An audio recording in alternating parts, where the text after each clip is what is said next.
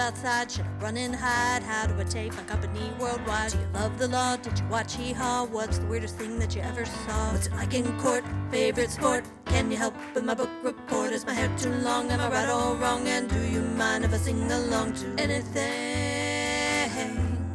Ask Alan anything in the world. Hello, everybody, and welcome to this episode of Ask Alan. I'm Alan Crone, CEO of the Crone Law Firm, and with me today is a very special guest. We're so honored to have him on because I know he's got a lot going on. He's got one of the most, if not the most important jobs in the city of Memphis, and that is City of Memphis Police Director Michael Rallings. Director, thank you for coming on the show. Well, thank you for having me. You've got the job that just about every little kid wants to have, to be police chief in a big city. Was that something you always wanted to do, go into police work? Yeah, so I don't know if every kid wants to be the police chief, because I don't know if they know what the job entails, but I did, Alan. I always wanted to be a police officer, since I was a little boy. Only really two things I ever wanted to be. One was a soldier, and the other was a police officer. And I spent 30 years, over 30 years doing both, 30 and a half years in the Army, and now 31 plus years on the police department. So I've been very blessed, very lucky to be able to pursue my dreams and serve, our nation, and also and serve our community. So again, I'm just very humbled to have had this opportunity. Well, thank you for your service, both in the armed forces and on the streets of Memphis. I know we're all better off for it. Thank you. And it always, I'm always impressed by people who give their life to service, because it's not an immediate thing. People think, oh, well, he's a police officer, but you could have done a lot of things and been successful in a lot of areas, but you chose public service, and I think that says a lot positive about you.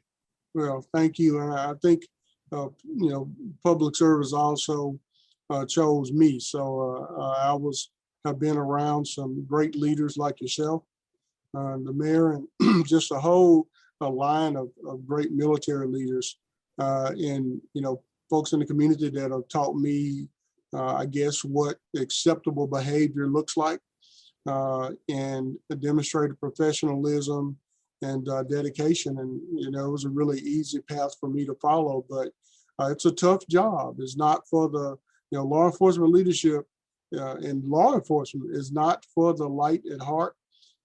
You definitely have to be dedicated. You can't have thin skin. You definitely have to put your service to others before yourself. And hopefully we continue to produce men and women from our community and across the nation that want to serve in this capacity. Now, you're a native Memphian, correct? Native Memphian, born and raised. The only 4 years I was gone from Memphis was the 4 years I spent on active duty in the United States Army. And what kind of service did you have in the Army? So I spent 4 years in the active duty in the United States Infantry. Spent some time in Fort Benning, Georgia, Washington State at Fort Lewis, Washington. Spent 2 years and 2 months at Baumholder, Germany, and then some more time at Fort Benning, Georgia. And then, 26 odd years, really 26 years in the United States Army Reserve, kind of all over the Mid-South area, but all over the nation, really, training our future leaders, training our future warriors to keep our country safe. Who was the most impactful military figure for you as you served those 4 years? So I can't pick out one because, they're all at different levels. So Colonel James McCart was my ROTC commander at Wooddale High School. What an awesome leader he was. And I think he gave me the ability to kind of see things that I may have not necessarily seen had I not been exposed to his leadership and his mentorship. That's from high school. I distinctly remember some of my sergeants and platoon leaders that helped me along the way. I drove for then Colonel Barry McCaffrey, who ended up being, I think he ended up being a 4-star general, actually served as the drug czar during one of the presidential administrations, and all the other, there's just so many to name, but those folks kind of stick out.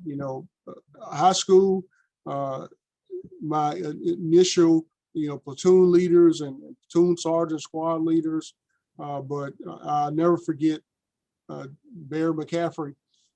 He just taught me so many things, and one thing he would say, when he was a brigade commander, and he would tell the young platoon leaders, the young lieutenants, and he was talking, and he'd see that they weren't writing it down. And he'd say, "Hey, Lieutenant, this is some good stuff. You better write this stuff down." And I just remember him being a great leader that wanted to make future leaders and was able to share his experiences in some of the pain he felt through being injured in Vietnam with our future leaders, so we could keep young men and women alive, keep them well trained so they could serve and come back home and enjoy the freedoms that they help secure. This is kind of a softball question for a guy like you, but if somebody's watching this, maybe a young person thinking about the military, what are the lessons that having that kind of service gives you, and would you recommend it to young people? I know that not for everybody, but what do you think is the takeaway from military service? Service. I think that's the first thing, but I think about people, places, and things. Growing up in Memphis, joining the military, I joined the delayed entry program at 17 years old, graduated from high school, and within a few months of graduation, I was at Fort Benning, Georgia in basic training. Terrified at that time, but being challenged mentally, physically, socially, because you're being thrown together with a group of young men at that time from all over the United States.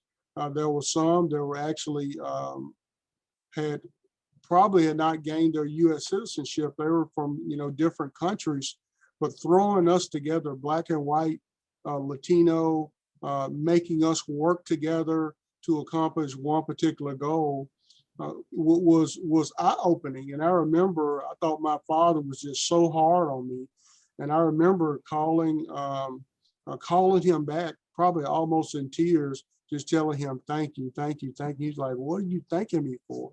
"Just thank you for raising me and being, instilling discipline, being loving, but also just wanting me to be something that, he and my mother and other family members, would want to say that he's actually part of the family." So I just thanked him because I saw so many young men that just appeared to be ill prepared, couldn't make their own bed, couldn't clean their body, couldn't make it without their mama. I mean, it was just crazy to me. And so I just called my father thanking him because, at the time when you're growing up, you just think your parents are the worst in the world. Everybody else's parents are great. But as you mature, you realize the things that they have instilled and tried to create in you, the love of God, the love of family, the love of country, they matter.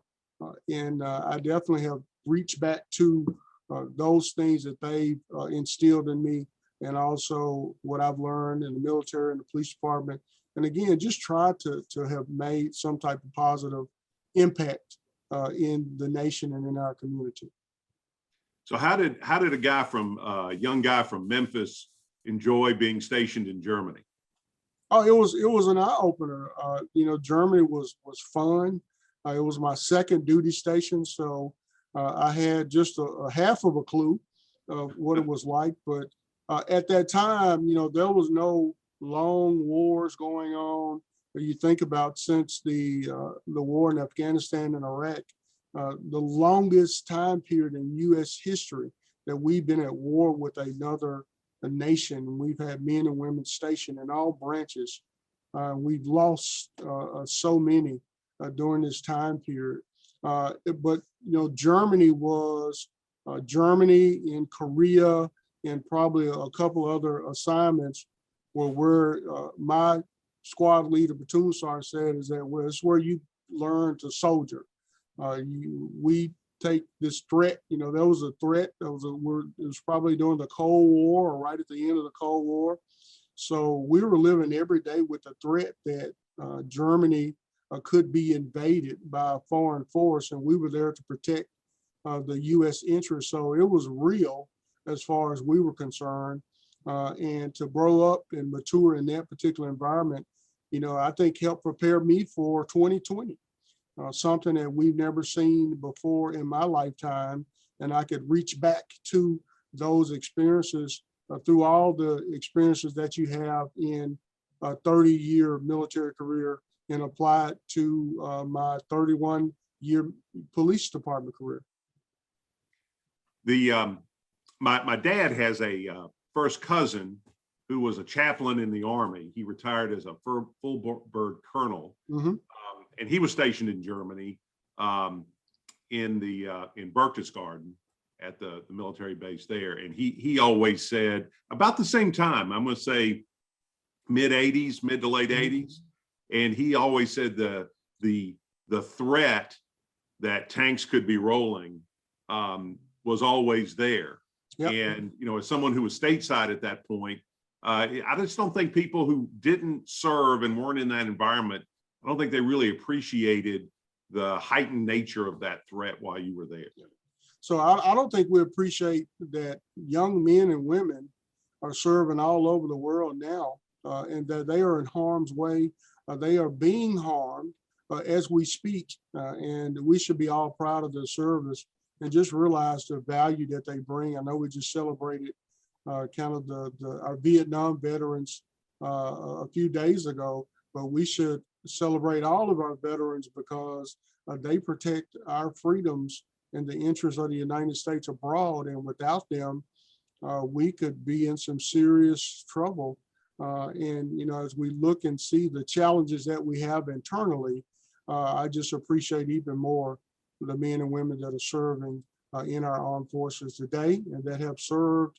And so we should salute our veterans, but we definitely owe, I don't know how we can ever repay the men and women that are serving today. We've been at war since 9/11. It's just unbelievable to think about that. And the number of men and women that have given up their freedom. They're not hanging out on the beach. They're, in another place, risking their safety and away from their families. And again, I don't know how we can ever repay them. Well, and as you say, a lot of, I agree with you. And a lot of them, the last thing in their minds would be to be repaid. Yeah, that's right. And that's what makes them such great soldiers. That's right. All right. So did you have it in your mind during those 4 years that the plan was to come back to Memphis and be a police officer, or how did you go from soldier to police officer? So it's funny you asked that question. I was speaking at a church Sunday and kind of shared with them kind of my journey. And so, no, I really thought I would finish 20 years or more in the United States military, but not as I did in the reserve, but it's on active duty. So I woke up in the middle of the night in Germany, looked in the mirror because I had a really small room. People talk about living in small, tiny homes for fun. Well, I had a little bitty room and a single one-person room. So I woke up in the middle of the night, looked in the mirror, and just heard a voice saying, "Go home." So I didn't re-enlist as I was supposed to. I was days before re-enlistment. And I remember the re-enlistment intel just looking at me in dismay, going, "What are you doing? You're a lifer. You're a career soldier. You got it." And I said, "Well, I'm going home." And I went home. And things didn't turn out great. I, was working, 3 or 4 jobs. Actually, I went to the same McDonald's I worked at in high school until I could actually, find some decent employment. I worked security. I worked at Target. I was still in the Army Reserve, so I was working 4 jobs to make one. And then I went and took the test to become a police officer. I just, again, think I've been blessed and just tickled to death to be able to serve. But I was not thinking about being a police officer immediately after, coming out of the military. I think that, as we mature and we really start thinking about what we want to do in a career choice, it's kind of a process. Sometimes you're nudged or voluntold by your parents. Sometimes you get into a program and you meet some, great mentor like yourself that pushes you to say, wow, you know what? I never thought about being an attorney, but I want to be just like Alan Crone. Or you see the mayor and I want to be like the mayor. Or you see my father and you want to, work in the church or be a laborer, or my mother was a teacher. So there was a lot of opportunity out there for me to see. But I think until you envision it yourself and say, you know what, I'm gonna go take the test. I want to be a police officer. And you get selected, that you really don't figure out what you really want to do in life. Sure. I like to read biographies, and the one problem with reading biographies is that hindsight's 20/20, and it looks like folks' lives are just kind of laid out for them. But that's not how it works, is it? I mean, we kind of go from one experience to another, and we kind of look up and find ourselves where we are. And we can control that a little bit, but oftentimes the Lord or circumstance doesn't see it that way, and you get pushed in a different direction. So I think we both know that life, I describe it as being the police director has been a bumpy road. And so it may look to the outsider as nice and smooth, but we know behind the scenes, there's a lot of bumps and bruises that come with that road that we travel to get to wherever we're at. And I just tell folks that,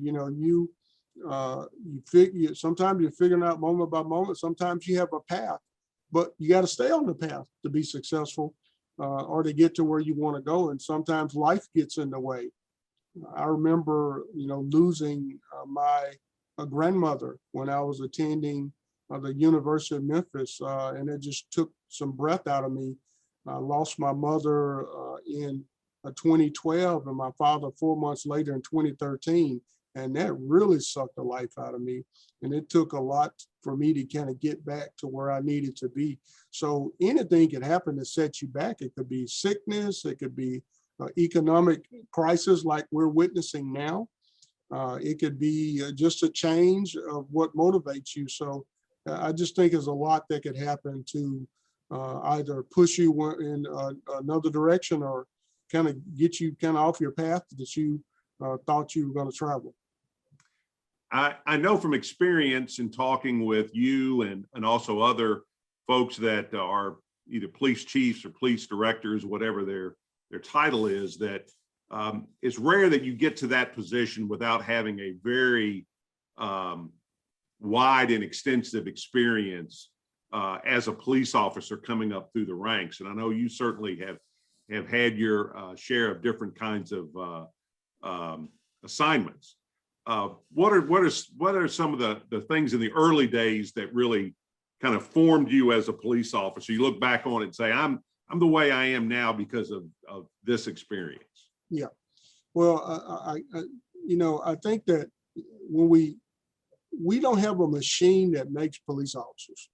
So when you show up, you're kind of, the cake is half baked. You've got whatever has been put into you.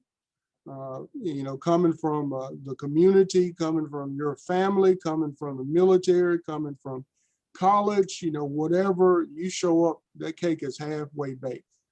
But I graduated from the police academy, which it's still a very long, it's still around 6 months of training, a very long time, but I'd already spent 4 years active duty military. So I brought this Memphian, this soldier, to the police academy. But I did not go to patrol. I went and worked undercover narcotics for my first year on the job. So after the academy, I just went to work and I bought narcotics, bought marijuana, and we would later go and arrest the drug seller. So I was about the farthest thing from, unless you watch Training Day with Denzel Washington, I was the farthest thing from a police officer that I probably could have imagined, other than graduated in uniform on graduation night. That was it. I didn't put a uniform on until over a year later. And then I had to learn how to be a police officer in uniform versus, undercover narcotics officer. But that experience, that transition, but at the same time serving in the military, I used to tell people I was more soldier than police officer. Well, I've had to change that. I'm more police officer than soldier, just from the last 5 years of being a director of police, where your total life is engulfed in service to the department and the community. Just through the grace of God, I was able to retire from the military in 2014, May of 2014. And then I was able to totally focus on the Memphis Police Department for, that was really the only time in my life, my adult life, that I was able to do that, because I was a citizen soldier. So that experience, military, working undercover during the height of the crack epidemic, and then serving both. So I was able to continue to do, military and law enforcement. But then serving, 2016 to now has been a very difficult time for law enforcement. Has really shaped my view on things. And 80% of our recruits come from Shelby County. So we continue to bring in young men and women from our community that want to make a difference. And again, I was just I was one of thousands that have made that journey, and hope we can continue to recruit the young men and women to do the same thing and make some type of contribution. And I think one of the hallmarks of the Memphis Police Department is how well integrated it is. Yep. And as you say, we have a lot of young people from our community who decide to become a police officer, like yourself. What do you say to those folks these days, against the backdrop of, the trial that's going on now in Minnesota and the Black Lives Movement in general, to folks, particularly young people of color who say, I'm thinking about being a police officer. How do you square that with, how does someone like that square that with their view as an African-American or Hispanic or a person of color in America today? Well, so that's a great question, and that's a hard question for our community to grapple with. And so when I'm talking to, last week I was at juvenile court talking to some young men that were first time first, second time handgun offenders in the ceasefire program. And we talk about having relations with law enforcement. So they're bombarded with so many negative images of law enforcement. Sometimes it's hard to get people to push them over that line of, well, okay, I'm going to apply, and I'm going to, if I'm selected, I'm going to attend the academy and I'm going to serve as a police officer because of so much negativity. Well, first of all, what you hear doesn't tell the entire story. I don't even think it tells a good story, because one, we rarely have an officer-involved shooting. Officers rarely use any type of force, much less deadly force, in a very tough city like Memphis. And so I hope that young men and women still are attracted and have a desire to serve, and then, take that desire, make the first step, talk to a recruiter or go to joinnpd.com, go through the selection process and then join the academy and serve, because one is we need you. If we're going to help make our community safe, we're going to need you. We need you to join. We need you to serve. And our great men and women that are serving today, we need them to stay in PD. So retention is a big issue, but we have to recruit. We have to make sure that we continue to attract young men and women to join all over the nation, because what happens when we run out of police officers? I think it's going to be a tough place anywhere where you don't have enough police officers. Memphis is certainly a community that we have barely over 2,000. Council has approved a complement of 2,500. So we're 450 police officers down. We've got over 57 in the police academy, but we need to graduate 130 every year just to stay the same, stay flat. But we need to be graduating 200, 250 every single year to increase our complement so we have enough people to do the job. So we need those folks that want to be a change or be the change that they want to see. They need to join. I know that many of the folks on the city council, and I would kind of include myself in this list, would prefer that a large number of our police officers lived in the city or come from the city, so they understand the city. But right now, on the pace, we really do need to try to recruit some folks from outside the city, don't we? Yeah. So, but we do. So, a lot of what I hear is that desire that you just articulated.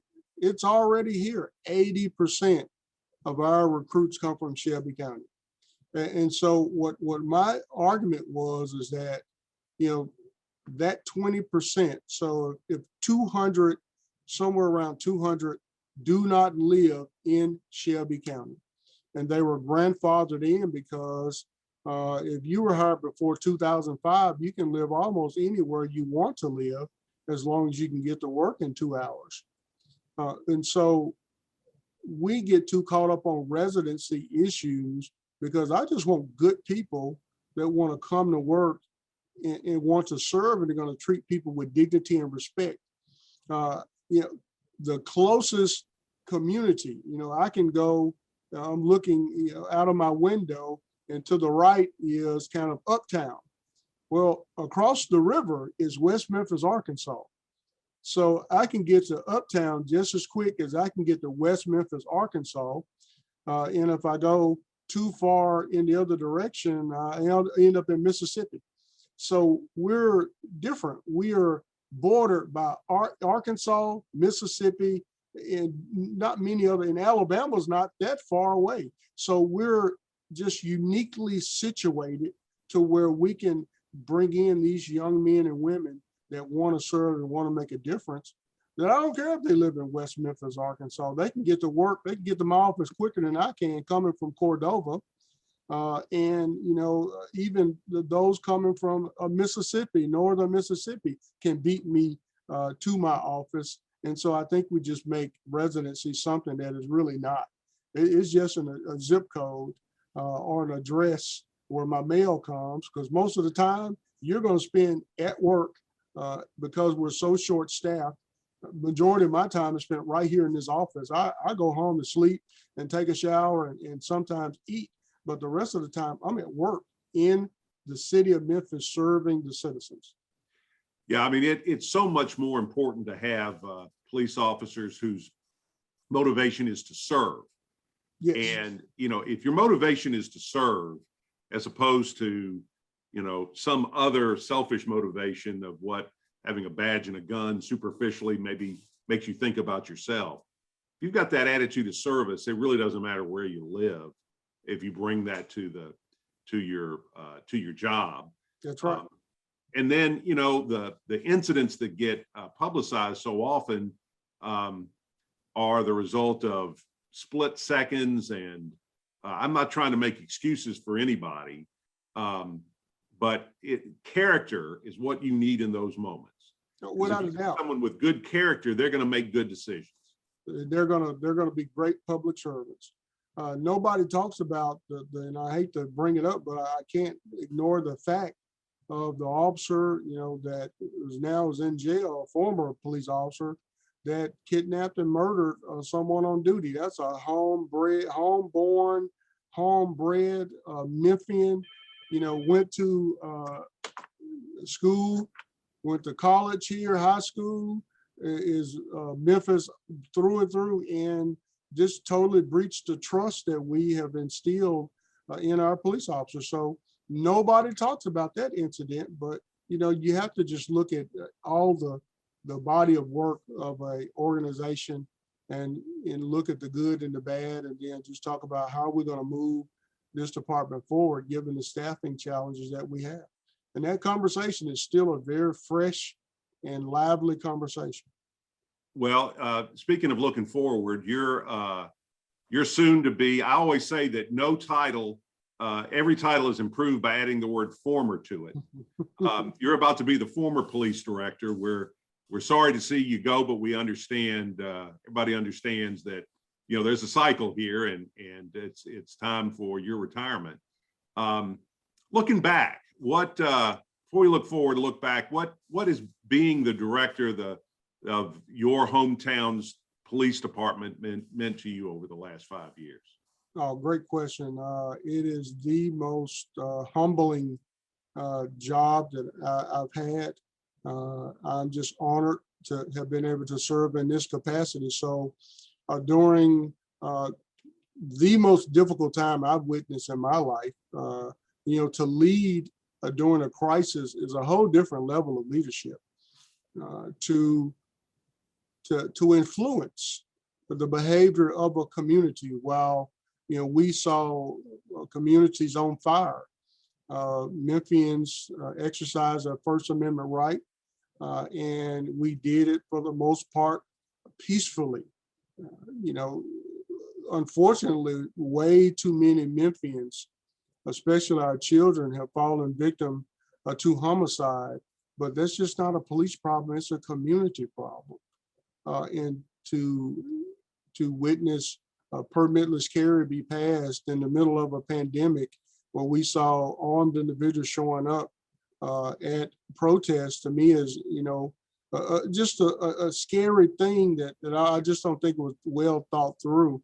And I just hope it brings the benefit that those that passed it think it's going to bring. But to serve during a crisis when the nation in our community, some in our community, hate police officers, don't want to be around police officers, or saying defund police departments when we don't have enough police officers, when police officers, some of them don't want to be police officers from all the pushback that we're getting during a pandemic, during an economic collapse, during social unrest, during a contentious presidential election, during an uncertain future, to be able to sit at the helm of a large metropolitan agency, and for us to succeed on so many levels that we've succeeded on. Yes, we haven't done everything that we wanted to do, but we reduced violent crime 13% between 18 and 19. We got taken out by a global pandemic. So if there was anything to push us back, I like being able to go to the plate and say the pandemic was tough for not just us, but violent crime has increased all over the nation.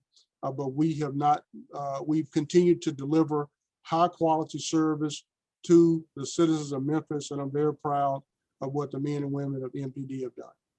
Well, in a career full of highlights, one of them has to be your conduct in, I think, 2016 during the protest on the bridge. And I've always wanted to ask you this question, so I'm going to ask you in public, and I hope it doesn't embarrass you. But my question is, what was the thought process of you deciding to go up on the bridge? It always struck me as not something that I would have intuitively thought that someone in your situation would have done. But what were you thinking you were going to do, and did it work out the way you planned it to work? So that's another great question.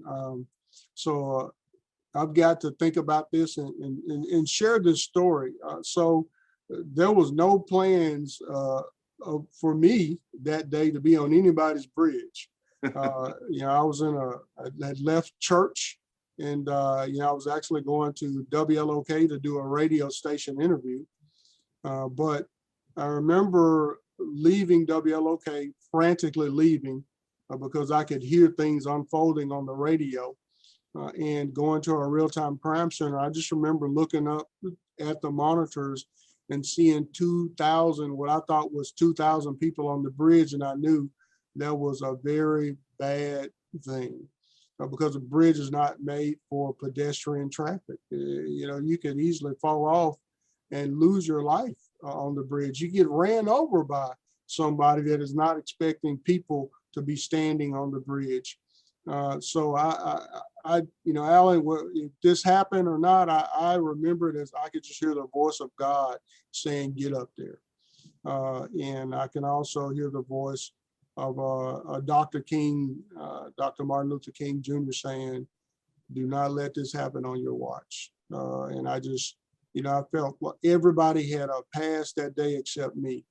And so I just thank God that as he put me into that situation, he helped me navigate. And I give credit to God, because I went up to the bridge to clear the bridge. I don't want to claim that I was going up to, hold hands with everybody and sing Kumbaya. I knew that bridge needed to be cleared, but my plan lasted about a good 5 minutes. And I remember one of my commanders saying that as we took a large group of police officers up and made it to the bottom of the bridge, he said, "Well, Chief, I hope that wasn't your best move." And he said, "What are you going to do now?" I said, "Man, I have no idea." And, I just remember looking at the top of the bridge, and it's funny, I get to look out of my window every day at the bridge, but I just, me and a small group just start weaving our way through the crowd. We weaved our way up to the top of the bridge, and just moment by moment, encounter by encounter, start trying to figure out how could we mitigate this? How could we de-escalate this? How could we avoid anybody losing their life in that very dangerous situation? And there were some folks that have admitted to me after that said that they're willing to lose their life. And I just adamantly disagree with them, saying nobody needed to lose their life that day. For what? What would we have accomplished that we couldn't accomplish off of the bridge, trying to dialogue and do the hard work that we've tried to do since 2016. Well, Director, I could literally talk to you for hours. I really have enjoyed our conversation. I appreciate your leadership, and I think I think you were on the bridge with a lot of people, but you also weren't alone. Oh, without a doubt. Because that voice in the back of your mind was, I do believe that you had some supernatural help up there, because not that it took a miracle, but it did take some grace and love to make that happen. And I know that sounds schmaltzy, but I think the folks that were there, that talked to you, that interacted with you, they saw your concern. And again, that service, I think, helped to clear that bridge as much as anything else. Now, I'll tell you one last story before I let you go. And that is when you may remember this, we were on the senior leadership team for the mayor together, and we only took 1 or 2 group photos. Well, one of them that we took was on a day, I think Gina Sweat had brought a dog. Yep. And so it was all of us there, and the mayor has got this dog, and Doug McGowan and Ursula Madden and you, and all of us are in this photograph. So I sent it to Walgreens down here on the mall to have it developed. And I walk in to get it, and the woman says, "Oh, You're here to pick up that photograph of you and our police director. Let me go get it. So there were 20 people in that photograph, but you're the one she picked out. And that to me shows how well regarded you are in this community. And it was my pleasure and honor to work with you. And I hope I know you'll stick around Memphis and be involved in things, and anything I can do to help you going forward, please just let me know.